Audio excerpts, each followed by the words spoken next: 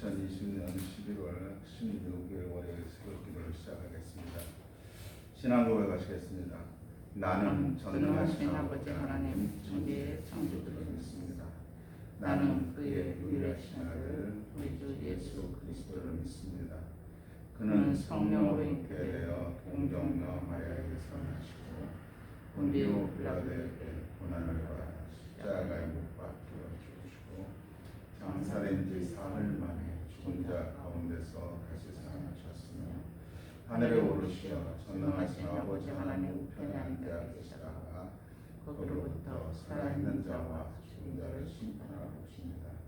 나는 성령을 믿으며 거룩한 공교회와 성도의 교제와 죄를 용서받는 것과 몸의 부활과 영생을 믿습니다. 아멘. 찬송가 490장입니다. 490장.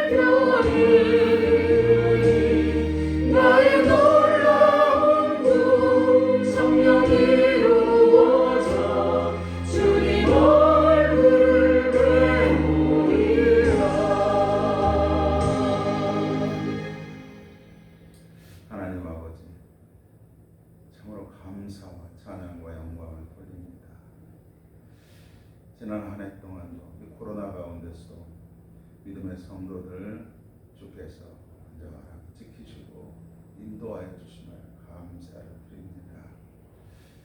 이런 어려운 시기에도 더욱더 굳건한 믿음 주셔서 이 험난한 세상을 주님과 함께 넉넉 기겨갈 수 있는 믿음도 허락하여 주심을 감사를 드립니다.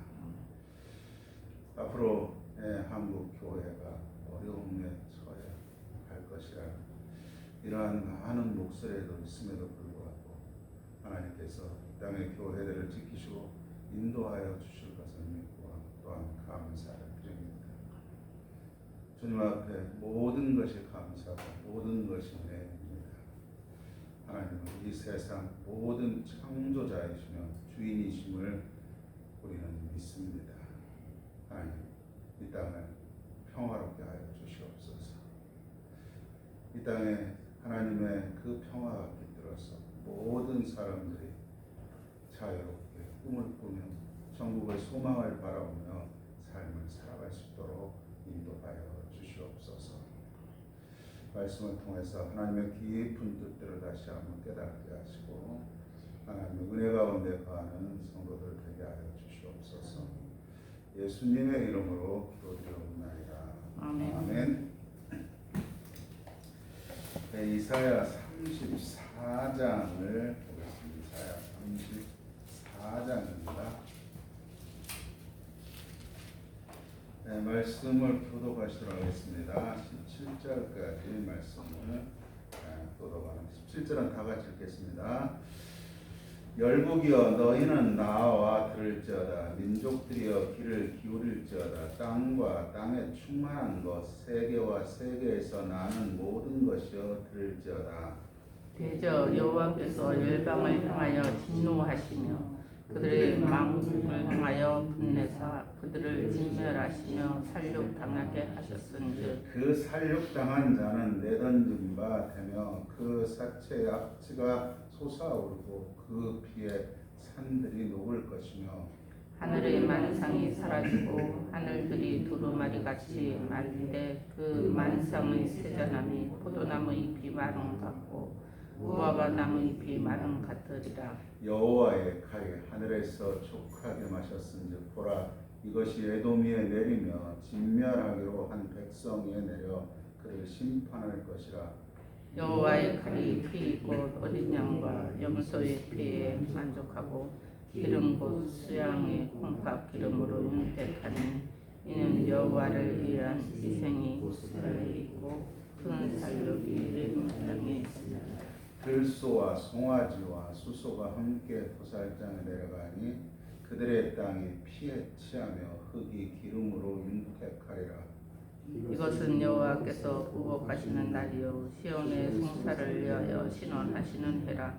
에돔의 시내들은 변화의 역청이 되고 그 티끌은 유황이 되고 그 땅은 불붙는 역청이 되며 낮에나 밤에나 꺼지지 아니하고 그 연기가 끊임없이 떠오를 것이며 세세에 항모하며 우리로 지나가고 영원히 없겠고 당아새와 고슴도치가 그 땅을 차지하며 부엉이와 까마귀가 거기에 살 것이라. 여호와께서 그의 혼란의 줄과 공허의 줄을 부리우실 것인즉 그들이 국가를 이루려 하여 기인들을 부르되 아무도 없겠고 그 모든 방법도 없게 될 것이요 그 궁궐에는 가시나무가 나며 그 견고한 성에는 엉겅퀴와 새품이 살아서 승량의 구리와 타조의 처소가 될 것이니 들진 성이 이와 만나며 신념수가 그 돈을 부르며 올빼미가 거기에 살며 부엉이가 거기에 깃들이고 알을 낚아서 그 그늘에 모으며 솔개들도 각각 제 짝과 함께 거기에 모이리라. 너희는 여호와의 책을 찾아 읽어보라. 이것들 가운데서 빠진 것이 하나도 없고 제 짝이 없는 것이 없어지니 이는 여호와의 입이 이를 명령하셨고 그의 영이 그것들을 모셨느니라. 다 같이 있습니다. 여호와께서 그것들을 위하여 제비를 뽑으시며 그의 손으로 줄을 띄어 그 땅을 그것들에게 나누어 주셨으니 그들이 영원히 차지하며 대대로 거기에서 살리라. 아멘. 아멘. 네, 34장이죠. 하나님의 주권적 심판인데 말씀을 읽어보면요, 이 불신자들의 심판이고 결국은 그 예수를 온전히 믿는 하나님을 믿고 살아가는 사람들에 있어서는요 구원의 날이에요. 구원의 날, 여러분들. 그래서 성경을 읽으실 때 여러분들이 기쁨으로 읽으셔야 되는데 막 긴장돼가지고 이런 세상에 오면 어떡하나 이렇게 막 걱정합니다. 특히 요한계시록 읽을 때는 더 걱정하시죠. 절대로 걱정하실 필요가 없습니다. 하나님께서는 당신이 만드신 이 창조의 세계를 이렇게 이끌어 가시기 때문에 우리는 말씀에 순응해서 삶을 살아가면요, 주님께서 우리를 반드시 구원해 내신다는 것입니다. 네, 이런 부분들을 확실히 좀 믿으시고, 오늘 이제 34장은요 하나님의 주권적 심판인데, 보시면 1절에서 4절까지는 세상의 종말과 같은 내용이죠. 열국 심판, 최후 심판이다, 이렇게 표현할 수 있고요. 그 다음에 5절부터 에돔의 심판에서 최후에 대해서 쭉 설명을 하고 있습니다. 자, 이사야서가 많은 부분에 특히 1장에서 39장까지 9장의 내용을 보면요, 좀 구약적 개념들이 많이 있는데 많은 부분을 할애해서 심판을 계속 이야기하고 있었습니다. 지루하게 계속 반복됐어요. 자, 이제 이 심판의 마지막 결론 부분이라고 보시면 되겠습니다. 결론적인 이야기예요. 그래서 여기까지 참 몰랐어도 오늘 것만 잘 들으시면, 하나님께서 이렇게 심판을 하시고 우리는 어떻게 신앙생활을 해야 될 것인가, 이런 부분들을 좀 깨달으셨으면 좋겠고요. 그 다음에 한 가지 더 깨달아야 될 것은요, 여기 34장 16절을 딸랑 떼어가지고 이것을 해석하면요, 성경을 잘못 해석합니다, 여러분들. 이런 부분들이 누가 많이 써요? 이단들이 많이 씁니다. 그러면 이단들의 특징들이 설교에 가보면요, 무슨 그냥 본문을 인용을 왜 그렇게 많이 하는지 몰라. 단어가 똑같으면 다 똑같이 한 말처럼 전부 다 인용해서 맞춰요. 그러니까 이 믿음이 약한 성도들은요, 이야, 저 목사님이 대단하다, 뭐다, 이야, 또 그렇게 이야기하니까 또 다 그런 것 같아요. 그래서 다 속아 넘어갑니다.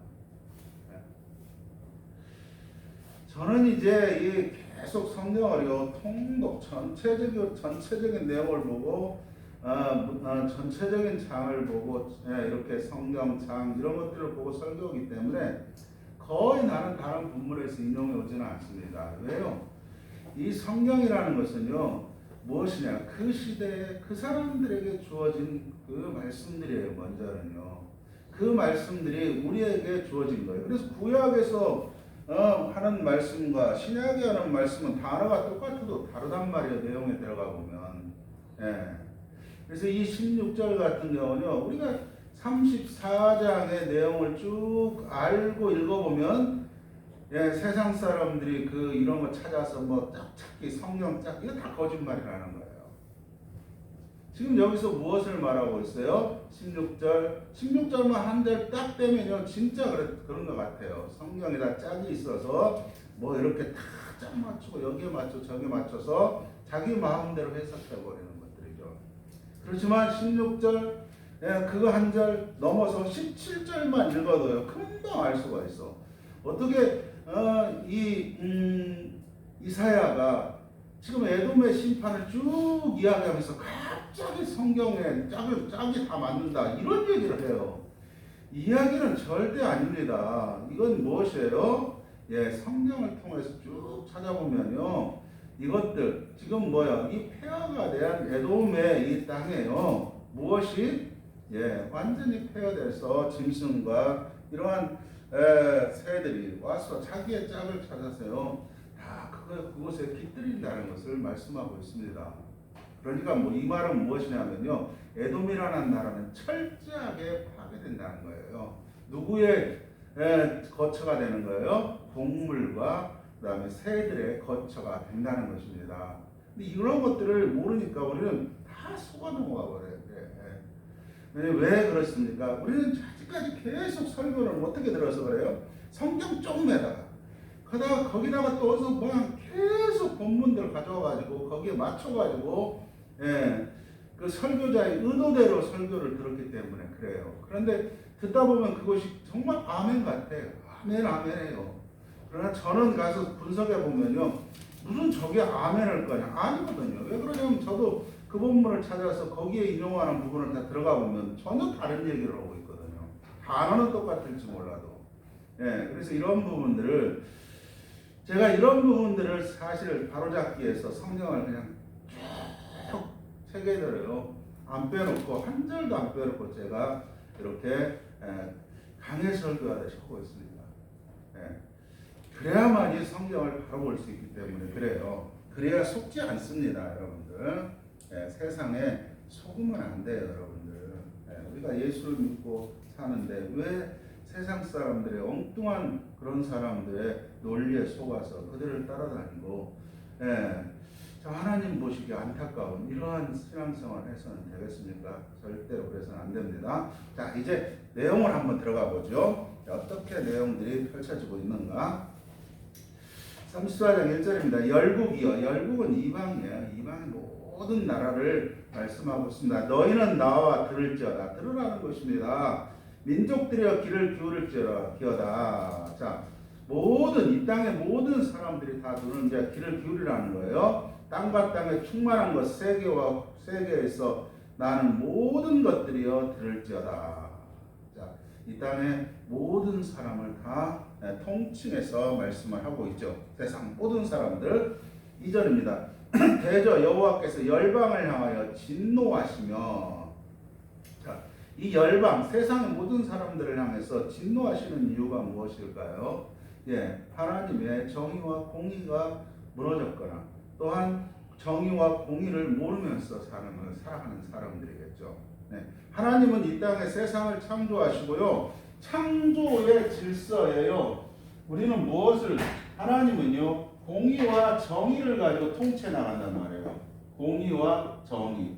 대한민국도 법이 있어요. 헌법에 의한 그 법에 의해서 통치를 행하는 것이 대한민국입니다. 그래서 헌법에 위배되면요, 이게 무엇이에요?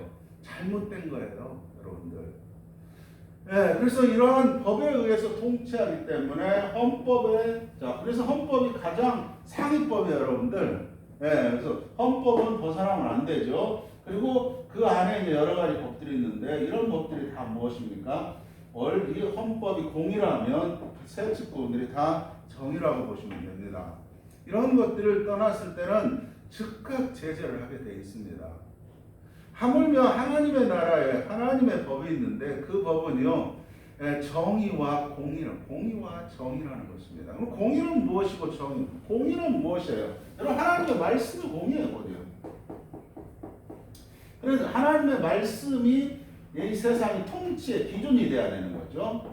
여기에 따라서 말씀을 삶으로 실천해 나와야 되니까 정의의 최적화예요, 여러분들.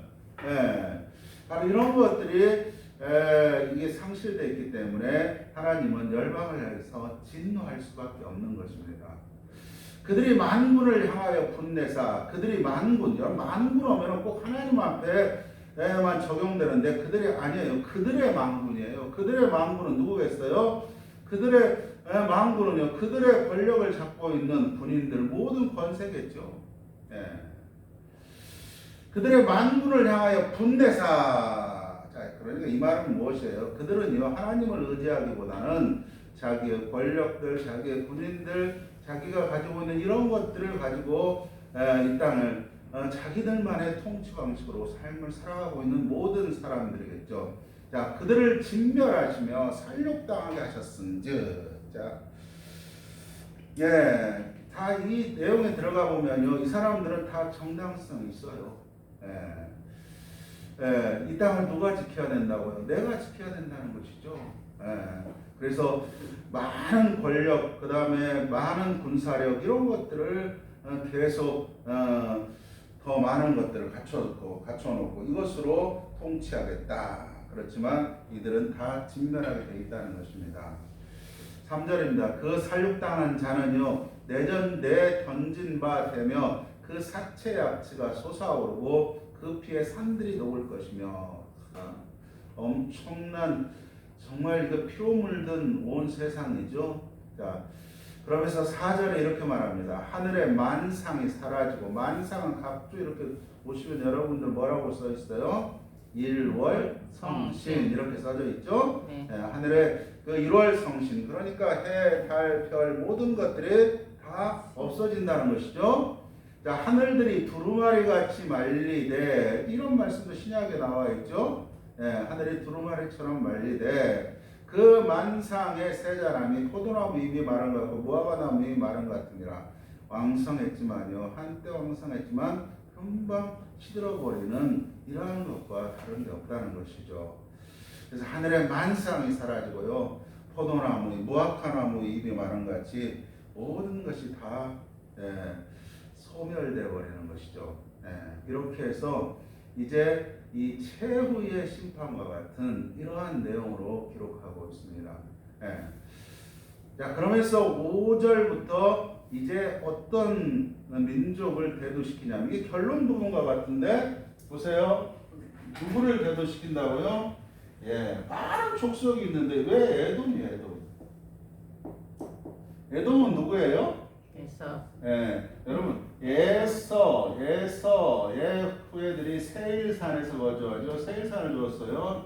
세일산이 어디예요? 에돔이에요. 에서의 후예들이. 그래서 성경에서 이제 여러분들이 성경을 읽으시고 다 들어서 알지만 이제 성경은요. 자, 이삭의 아들이 두 아들의 대표적인 게 누구예요? 야곱과 예서부터 먼저 씁시다. 에서와 야곱이죠. 야곱이 이스라엘이고요. 그러면 이 성경에 보시면은요, 제가 옛날에 한번 얘기했어요. 성경은 이원론이 아니라고 절대로요. 이론론이에요. 그런데 이원론적으로 성경을 선과 악이라는 것을 하나님이 일시적으로 사용해서 세상을 통째 나가시고 계십니다. 그 부분에 에서가 무엇이에요? 에서는요 대체적으로 어떤요? 믿지 않는 자, 불신자의 개념이 불신자. 그 다음에 야곱 교회는 뭐예요? 믿음의 자녀들이라고 보시면 됩니다. 이렇게 이 성경은요 들여다보면은요 에서와 야곱이 끊임없이 싸우고 있습니다, 여러분. 성경을 보시면. 그러니까 이 불신자와 신자들 사이에 믿음과 불신과 이 사이에서 끊임없이 어떻게 해요? 싸워요. 싸우는데 자, 이 믿음의 둘이 싸운다는 것은 우리가 생각할 때 둘이 치고받고 싸운다는 게 아니에요. 자, 이 에서의 후예들은요 끊임없이 누구를요? 야곱의 후예를 없애려고 해요. 야곱의 후예를. 그런데 야곱의 후예는요 이걸 알아요. 아는데 에서의 후예를 대해서 어떻게 해요? 계속적으로 어떻게 한다고요? 하나님이 뭐라고 하냐면요 사랑을 베풀어요. 결국은 이 야곱을 누가 지켜준다고요? 하나님이 지키십니다. 끊임없이 에서는 여기에 야곱을 공격해 오는데 이 야곱은요 하나님이 계속 말해요. 너희도 같은 형제니까 사랑하라. 자, 분명히 우리가 성경을 보면은 에서는 무엇이 악을 해요. 우리가 봤을 때 하나님이 왜 이 악을 제거해 버리지 않을까? 이 야곱은 왜 계속 세상에서 당해야만 되는가? 아니 이도 야곱도 나가가지고 대로를 하고 죽일 놈 살릴 놈 하지 왜 하지 않을까? 하나님은 왜 야곱을 계속 에서니까 너희 형제니까 너희도 감싸라고 말할까? 우리가 이러한 부분들이 오늘 정치사에서 적용을 해 나가야 되는 것입니다, 여러분들. 그래서 이거 결국은 야곱은 누가 지켜줘요? 하나님이 지켜주시는 거예요. 그럼 야곱은 끊임없이 무엇을 하고 있어요? 여기에 잘못된 길을 가지고 있는 그 형제들을 향해서 기도하는 거예요. 기도하고 억울하면 또 기도하고. 야곱은 이 역할을 해요. 여러분 성경에 보시면. 그래서 여러분들 이제 이 에서의 후예들을 한번 볼까요? 자, 민수기 10장에 가보면요. 그 출애굽할 때 어떻게 에돔이 거절을 하죠. 그래서 이 길을 돌아가는데 사흘길을 돌아가다가 아주 백성들이 어떻게 불평하다가 불뱀 사건으로 엄청난 숫자가 죽습니다. 사무엘상 21장에는요 에돔 사람 도액이요 노베 제사장 85명을 죽이고 항상 이 에돔은요 이 야곱의 후예를 죽일 수 있으면 기회를 봐서 죽이려고 하는 거예요, 여러분들. 역대하 28장에도요, 아하스 왕 때요, 아하스 왕이 아수르의 도움을 요청하러 갈 때, 에돔은요, 야, 이때가 기회다 해서, 그들이 유다 땅에 쳐들어와서요, 많은 것을 약탈하고 백성까지 잡아가는 이런 엄청난 일을 저지릅니다. 그래서 오바댜 1장 10절에는 이렇게 말하고 있어요. 결론 부분같이 내 형제 야곱에게 행한 제약으로 말미암아 부끄러움을 당하고 영원히 멸절되리라 이렇게 말하고 있습니다. 이건 이제 최후의 심판이겠지만, 그 다음에 신약 시대에 가보면요, 여러분 헤롯 대왕이 누굽니까? 이두메 출신 에서의 후예요. 누구를 죽이려고 했어요? 예수를 죽이려고 했죠. 그 다음에 여러분 사도 바울 하면 이제 어떤 사람이에요? 이제 이 복음이 어디로 나가요? 이방 세계, 열국으로 복음이 나갈 수 있는 아주 귀한 하나님의 하나님께 사용하시는 분이죠. 자, 이 다메섹 도상에서요, 아레다 왕 고관이 이제 누구를 잡아서요, 이 사도 바울을 잡아서 죽이려고 아주 성을 굳건하게 짓고 있는데 광주리로 달아내려서 내려가죠. 이게 고린도 후서에 나옵니다. 이야기는. 그러면 이게 아레다 왕은 누구냐? 이게 바로 에돔의 후예들입니다. 끊임없이 무엇을요? 야곱을 공격해 오는 거예요. 그런데 한번 보세요. 여러분 성경에서 이러한 인물들이 예수님이 자기를 죽이려고 하는 예수와 같은 헤롯 왕에 분노합니까? 가서 뭘 합니까? 아니에요, 여러분.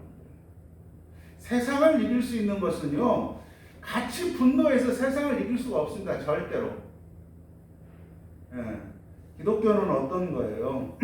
우리는 억울함을 당하고 조금 피해를 당할지 몰라도 끊임없이 그들을 향해서 사랑을 베풀어야 하는 것입니다. 심판은 누가 하시는 거예요? 하나님께서 하십니다. 이제 이런 부분들이 이해가 되지 않으니까 우리가 뭐 태극기 무대, 무슨 무대 해가지고 막 나오는데요. 또 그들은 그들의 나름대로의 신학적인 노선을 가지고 있겠지만 성경은, 제가 본 성경은 그렇지 않습니다. 자, 절대로 우리는 이 말씀들을 잘 들어야 돼요. 우리 기독교가 이렇게 2000년 동안 계속적으로 성장할 수 있었던 것은요, 다른 게 아니에요. 끊임없이 우리가 기도했고, 끊임없이 무엇이에요? 어느 편에 서지 않고요, 하나님의 말씀을 실천했기 때문에 많은 핍박과 어려움을 당하지만 계속적으로 성장할 수 있었다는 것입니다. 이런 부분들은 이제 나중에 한번 이제 이런 이제 것들을 좀 살펴보죠. 왜냐하면 이런 부분들이 적용점이 돼야 돼요. 자, 계속 그래도 5절 한번 읽어봐 봅시다. 그래서 이제 이 에서의 후예들이 에돔에 대한 심판이요, 결국은 무엇입니까? 지금 1절에서 4절의 이 최후의 심판 같은 것들을, 그 심판이 이제 뭐야? 세밀하게 들여다보는 것과 똑같아요. 이제 이게 1절에서 4절이 서론이라면 5절에서부터는 본론이라고 보시면 됩니다. 이걸 이제 왜 멸망할 수밖에 없는가, 이런 것들을 어떻게 하시는가 보세요. 여호와의 칼이 하늘에서 족하게 마셨은즉, 자, 이제 준비가 돼 있죠. 심판의 준비가 이제 완전히 갖춰져 있습니다. 자, 오라 이것이 에돔위에 내리며 진멸하시기로 한 백성에 내려 그를 심판할 것이라. 자, 에돔위에 내리며 진멸하기로 한 백성에 내려. 자, 이런 부분에서 우리는 이제 은혜를 깨달아야 돼요. 자, 우리가 예수 그리스도를 믿고 삶을 살아가지 않습니까? 자, 우리는요, 심판의 대상이 아닙니다. 이 어려운 세상에서 힘든 이러한 하나님의 심판 중에 우리는 구원의 대상입니다. 구원의 대상. 자, 작정하셨단 말이에요. 에돔위에 내리시며 진멸하기로 한 백성에 내려 그를 심판할 것이라. 그래서 6절에 여호와의 칼이 피 곧 어린 양과 염소의 피에 만족하고 기름 곧 순양의 콩팥 기름으로 윤택하니 이는 여호와를 위한 희생이 보스라에 있고 큰 살육이 에돔 땅에 있음이라. 자, 이 말은요, 제가 새 번역으로 읽어드릴게요. 제물로 잡은 주님의 칼이 어린 양과 염소의 피에 흥건히 젖고 수양의 콩팥에서 나온 기름이 그 칼에 엉겨 붙듯이, 이게 이제 제물을 잡을 때 항상 이렇죠. 주님의 칼이 그들의 피에 흥건히 젖고, 이제 다시 무엇이요? 이 염소를 잡고 수양을 잡고 하나님께 드려야 될 칼이 오히려 무엇이에요? 자, 사람들에게 다가가는 것이죠. 주님의 칼이 그들의 피에 흥건히 젖고 그 기름이 그 칼에 엉겨 붙는다. 이 칼이 어디를 사용해야 되는 거예요? 짐승을 잡는, 하나님의 거룩한 짐승을 잡는 데 사용해야 되는데, 이 칼이 어떻게 해요? 사람을 죽이는 데 사용하고 있습니다. 주님께서 보스라에서 그 백성을 희생 제물로 잡으시고 에돔 땅에서 그 백성을 크게 살육하신 것이다. 이게 이제 새 번역은 이렇게 쉽게 번역을 해놨습니다. 근데 우리는 읽어보면요, 이런 이제 이렇게 듣고 읽어보면은 이해가 됩니다. 자, 여호와의 칼이요, 누구를 심판하시겠다고요?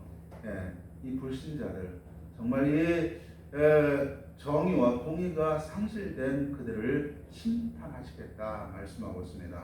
자, 보스라, 이건 아마 에돔의 도시와 같은, 수도와 같은 큰 곳이에요. 에돔 땅에 있습니다. 7절입니다. 이제 이렇게 다 지금 이제 희생이 있으니까 이제 그곳에 어떤 것만요? 잡초와 이제 여러 가지 이제 세상의 짐승들이 우거지겠죠. 자, 7절에 들소와 송아지와 숫소가 함께 보살장에 내려가니 그들의 땅이 피에 취하며 흙이 기름으로 윤택하리라. 자, 백성이 들소처럼 쓰러지는 것이라는 거예요. 여기서 이제 이 번역본들은 또 너무 쉽게 제가 또 새 번역으로 읽어드릴게요. 백성이 들소처럼 쓰러질 것이다. 송아지와 황소처럼 쓰러질 것이다. 땅이 핏빛으로 물들고 흙이 기름에 엉길 것이다. 자, 처절하게 쓰러져 내려갑니다. 그래서 이 들소가 어떻게 하나님 앞에 들어졌을까? 이런 생각도 듭니다. 송아지, 숫소, 다 이게 뭐예요? 제물로 드려지는 것이죠. 단칼에 목숨을 끊는 거예요. 고통이 있기 때문에 이렇게 하는데 너희들 단칼에 목숨을 다 끊어버리겠다고 말씀을 하고 있습니다. 자, 8절입니다. 이것은 여호와께서 보복하시는 날이요 시온의 송사를 위하여 신원하시는 해라. 자, 이것은 여호와께서 보복하시는 날. 자, 여호와의 보복의 날인데, 자, 여호와의 보복, 여기까지 보면 제가 말씀을 드릴게요. 여기서 다 해야 이해가 빠른데 내일 좀 더 하죠. 여호와께서 보복을 하신다. 그런데 뒤에가 이제 단서가 달려 있어요. 자, 시온의 송사를 위하여 신원을, 시온의 송사. 이 시온은 무엇입니까? 오늘날 교회로 상징됩니다. 자, 시온의 송사. 자, 이들이 억울하다는 거예요. 지금요. 세상을 바라보고 뭘 바라보고, 그럼 오늘날로 말하면요, 이들이 지금 하나님 앞에 뭘 하고 있어요? 기도하고 있다는 기도. 그들이 원수를 갚는 게 아니라 그들이 하나님 앞에 기도하는 거예요. 지금 세상이 이렇습니다. 하나님. 이게 바른 예를 들어서 우리나라 뭐 기도한다면 많은 분들이 뭐 각자의 기도를 하겠지만 뭐 이게 나랍니까? 뭐 어떻게 하나님 앞에는 자기 나름대로 기도를 할 거 아니에요. 이렇게 기도했을 때 하나님이 다 들으시고 판단을 하시는 거예요. 우리의 기도가 다 옳다는 게 아니에요. 여러분의 생각이 다 옳은 게 아닙니다. 우리는 기도할 뿐인데 이것을 하나님이 판단하시는 거예요. 그래서 쭉 송사를 다 듣고 이것이 이건 잘못됐어. 그랬을 때 하나님이 어떻게 한다고요? 심판을 하신다는 것입니다. 하나님은 그냥 심판을 하는 것이 아니라 성도들의 기도를 통해서 그 기도의 응답의 심판이라는 것입니다. 이게 이제 어제 요한계시록 제가 설교하면서 제가 말씀을 드렸습니다.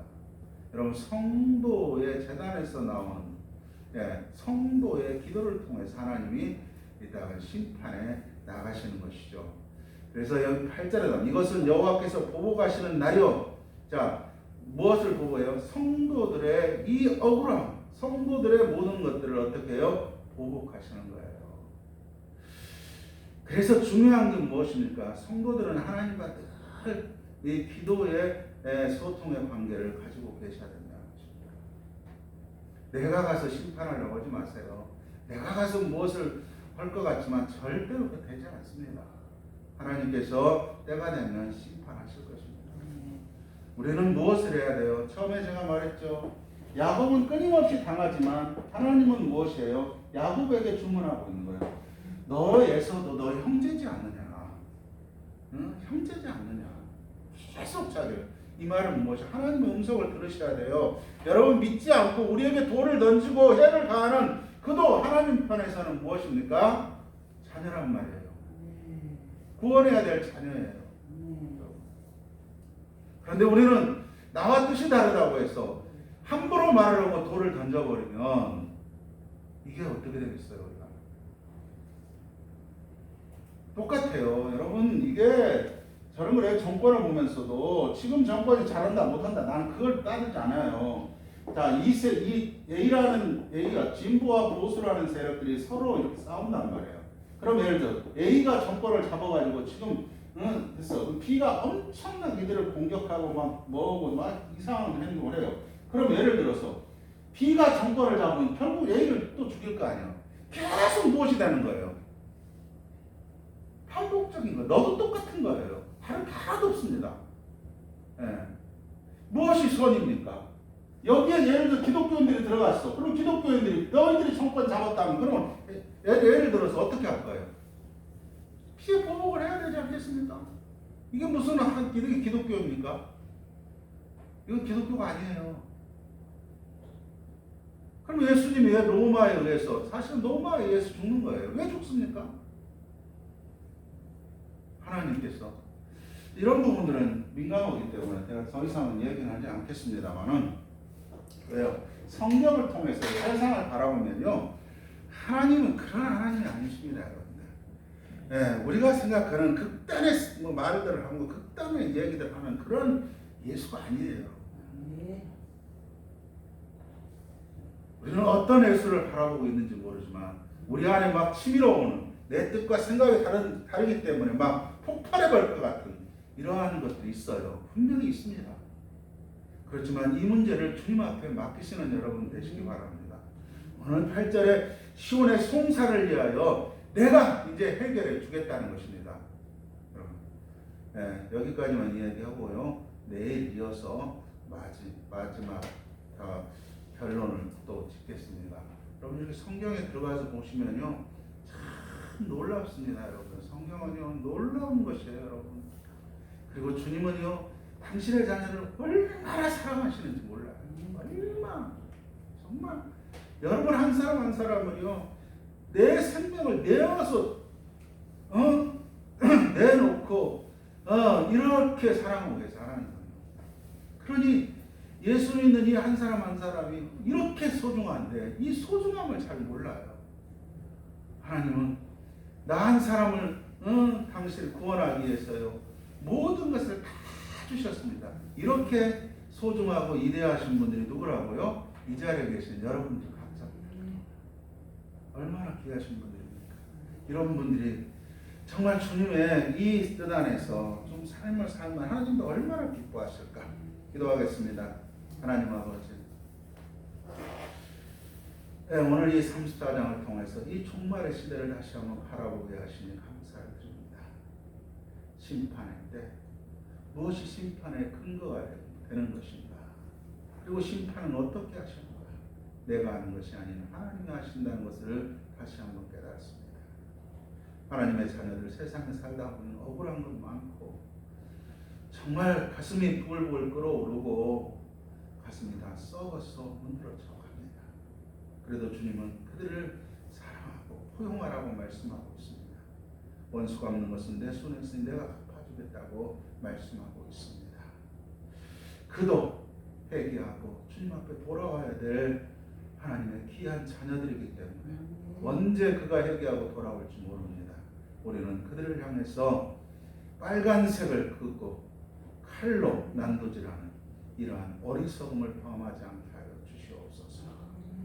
예수 그리스도의 이름으로 기도드립니다. 아멘. 하늘에 계시는 우리 아버지, 아버지의 이름을 거룩하게 하시며 아버지의 나라 보게 하시며 아버지의 뜻이 하늘에서와 같이 땅에서도 이루어지게 하소서. 오늘 우리에게 일용할 양식을 주시고 우리가 우리에게 잘못한 사람을 용서해 준 것 같이 우리 죄를 용서하여 주시고 우리를 시험에 빠지지 않게 하시고 악에서 구하소서. 나라와 권능과 영광이 영원히 아버지의 것입니다.